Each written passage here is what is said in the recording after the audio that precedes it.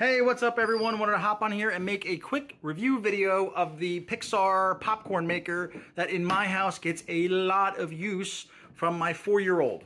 So this is probably the most convenient popcorn maker I've ever owned.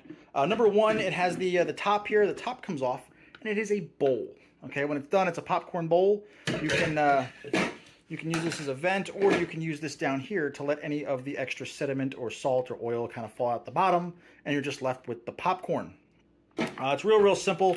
We kept the instructions are here, but basically you fill this up with dry popcorn kernels, fill this up with oil, mix it around, plug it in, and as soon as there's a little on-off switch here in the back, basically just plug it in, turn it on, and wait for it to pop. This is actually going to spin around.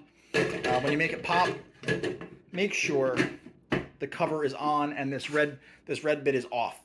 Basically, you wait there. It takes about 2 minutes to pop everything. When it's done, unplug it, turn it off, and then you can just turn this over, and then you've got, I would have two hands here, but turn that over, and then your popcorn is in your bowl. It's actually super easy to clean. This little arm here comes right off. Okay, I'm doing this one hand, that sprays off. You can wipe that down, and then this is actually, I just throw this in the dishwasher when I'm not really feeling it. But this is something you can do. It cleans in, I don't know, 60 seconds, a minute, and then that just goes right back on. Super easy, super convenient, worth the money if you're going to be eating a lot of popcorn. Hey, real quick, if you like what you see in this video and you want to purchase one for yourself, I've left links to everything here in the description. And if you want more no-nonsense, no BS product reviews, be sure to like and subscribe to the channel and hit the bell so you don't miss one.